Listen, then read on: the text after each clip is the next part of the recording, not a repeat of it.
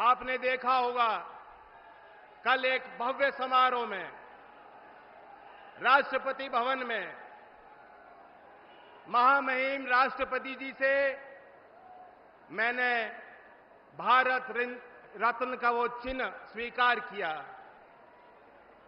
और मैं सोच रहा था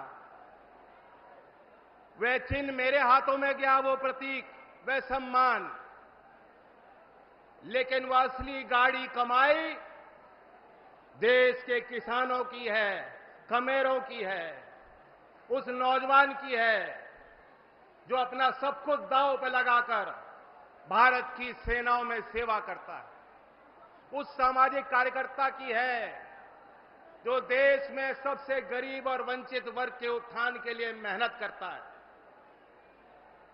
हर एक उस नौजवान की है जो एक सपना देखता है अपने समाज को, समाज के और परिवार के लिए बेहतर रास्ते खोलने के, उसके लिए संघर्ष करता है। आपको और हमें आज देश जिस पड़ाव पे है सोचना होगा, और खास तौर से मेरठ वासियों को,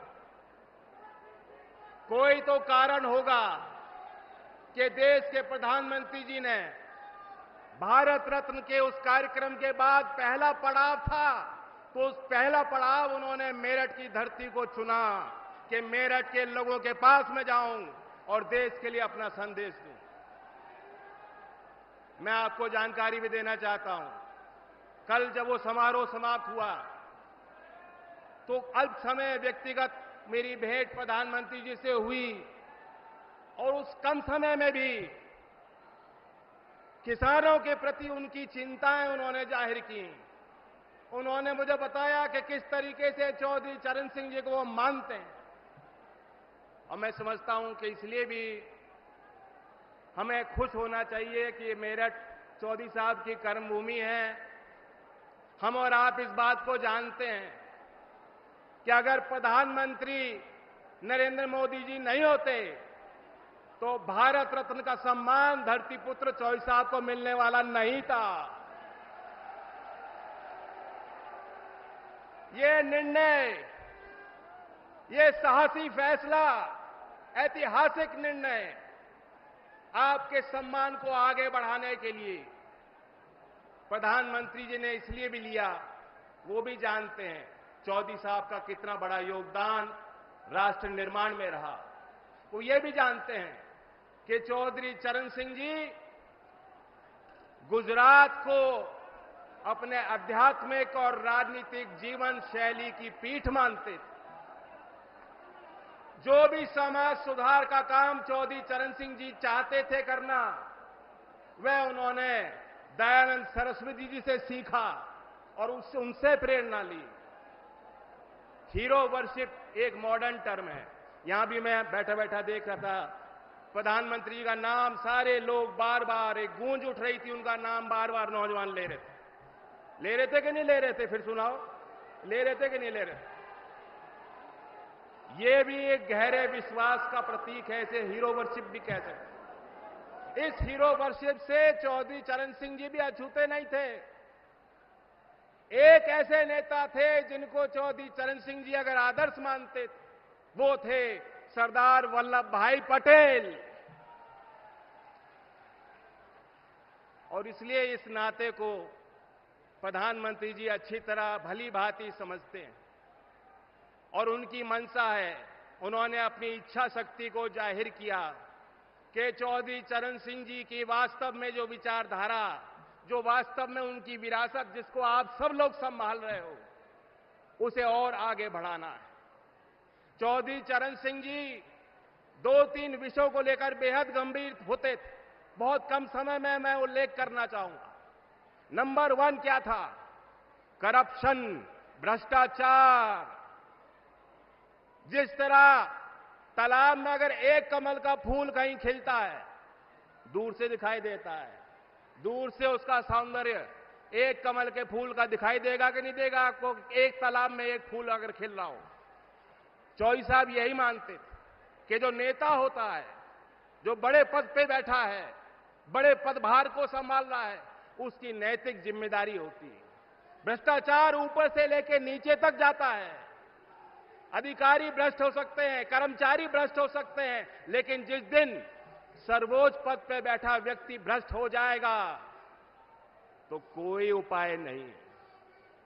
एक किस्सा मैं चौधरी साहब का बताना चाहता हूं। हमीरपुर जिले का 13 मार्च 1962 की तारीख, चौधरी चरण सिंह जी गृह मंत्री थे, वहां सर्किट हाउस पे रुके हुए थे। रेडियो का कार्यक्रम चल रहा था। चौधरी साहब ने सुना कि उन्हें पद से हटा दिया गया है, उनसे मंत्रालय ले लिया गया है। गाड़ी सरकारी उनके लिए खड़ी थी, लखनऊ उनको लौटना था। उन्होंने ड्राइवर को कहा, मैं सरकारी गाड़ी में नहीं बैठ सकता, इस गाड़ी को वापस आप ले जाइए लखनऊ।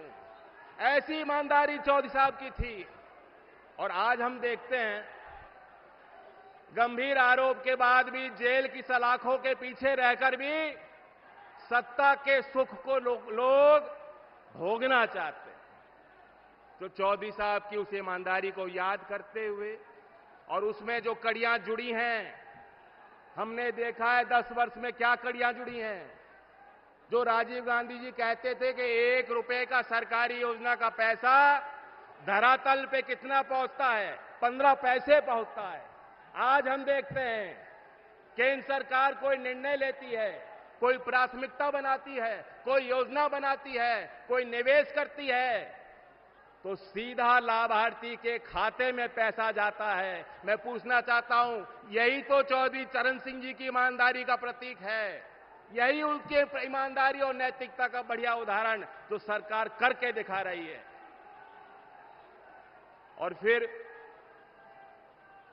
चौधरी साहब जातीय भेद के खिलाफ थे, लिंग भेद के खिलाफ थे, और वे चाहते थे किसान, क्योंकि उस समय के देश में गांव और किसान देश की जड़ों में था। मुख्य धारा में अगर किसान नहीं खड़ा होता, गांव का विकास नहीं होता, तो देश आगे नहीं जा सकता। उसी उद्देश्य के साथ एनडीए को ताकत देने के लिए हम उम्मीद करते हैं कि मेरठ अपनी बड़ी भूमिका को अदा करेगा।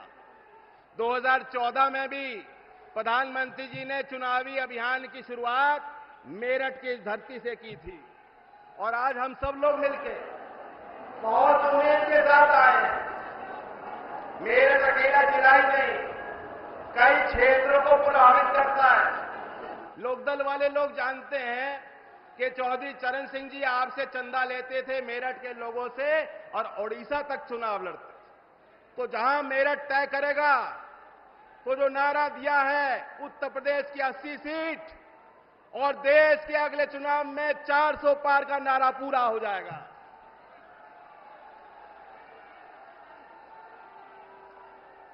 मैं अपनी बात को समाप्त करते हुए कहना चाहता हूं कि वो नेता जो भविष्य को समझते हैं कि भविष्य में क्या होगा और समाज और देश को उसके लिए तैयार करते हैं चुनौतियों के लिए, उनकी बातें हमेशा इतिहास में पन्नों पे दर्ज हो जाती हैं।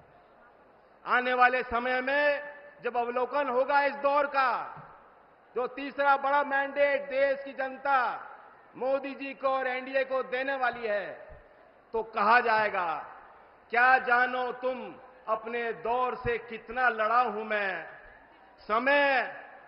समय की भीति पर काल का एक पत्थर सा जड़ा हूं मैं। धन्यवाद। जय हिंद, जय भारत, जय किसान, जय मजदूर।